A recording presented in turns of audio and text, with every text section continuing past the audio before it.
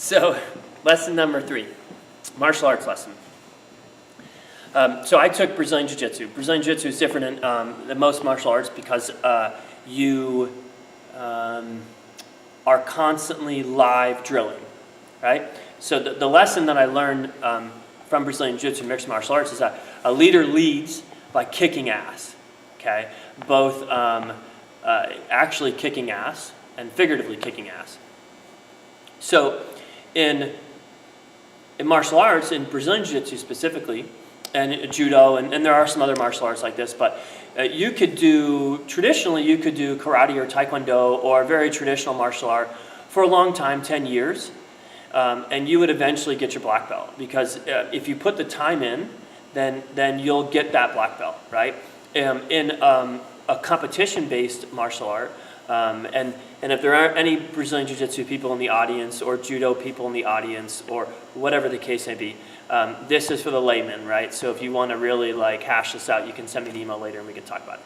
So in competition-based martial arts, you only progress through the belt ranks as you progress in the sport or in the art, right? So if you get a black belt in Brazilian Jiu-Jitsu, you're a badass, okay?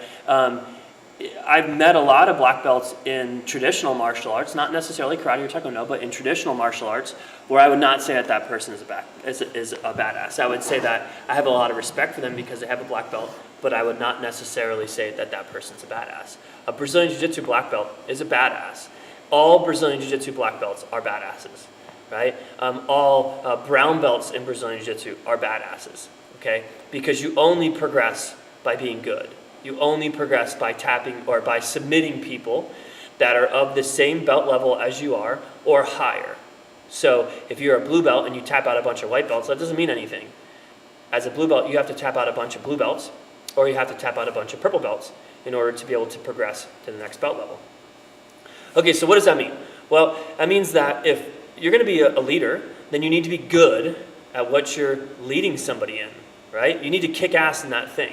So whatever it is, you have to be at the top of the game in that thing, right? So when I taught jiu-jitsu and when I taught mixed martial arts, I'm not a stand-up fighter, I'm a grappler, and that's primarily what I did for 10 years. On average, I would spend anywhere between 40 to 60 hours a week, 40 to 60 hours a month, over 10 years training jiu-jitsu. I was very good. I got out of it because you can't make a lot of money teaching jiu-jitsu, and I can make more money in the fitness business, and I can help more people. But let's be honest, the money's cool. So when you would go to a jiu-jitsu school, you would be able to tell immediately if this was going to be a good school for you or not, based on basically, did you get your ass kicked? When you went into the school, did you get your ass kicked? Did you learn something by being beat? Right? Or did you go into the school and you tossed around everybody and you didn't really learn anything, but you decided that, oh yeah, this is a school I'm going to go to because I'm the best person here right now. And that's not how I did it. I did it where, oh man, this is the greatest school for me to be in right now because I couldn't beat anybody.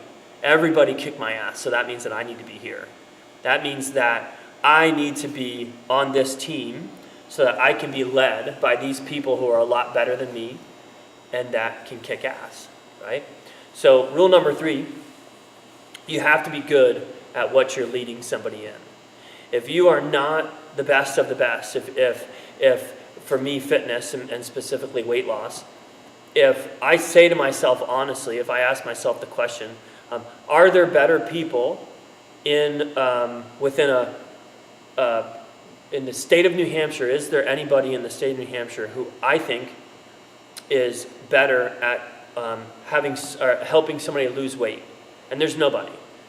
There's nobody that's better in New Hampshire than me at helping somebody lose weight. That might sound arrogant and that might sound conceited, but after doing this for 15 years and talking to a bunch of people and helping thousands of people accomplish their goals, I have the confidence that I can say that statement. I kick ass at helping people lose weight.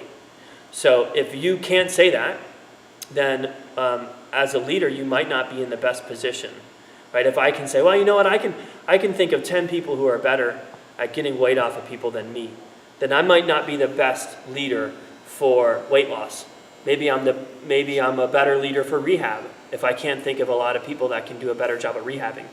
Or when I was teaching martial arts, in the area that we're in, I was the first person to teach Brazilian Jiu-Jitsu in about a 30-mile radius. And I looked around and I said, well, nobody else can do a better job than me, so I'm going to do it. I stopped because of the fitness business. I didn't stop because I wanted to stop. I still think about it every day. But there was nobody that kicked more ass than me on the mat. And so that's why I taught, right? So as a leader, you need to make sure that you are the cream of the crop, that you are the best person to lead that particular job or that particular group or whatever it may be. But you need to make sure that you kick ass in that.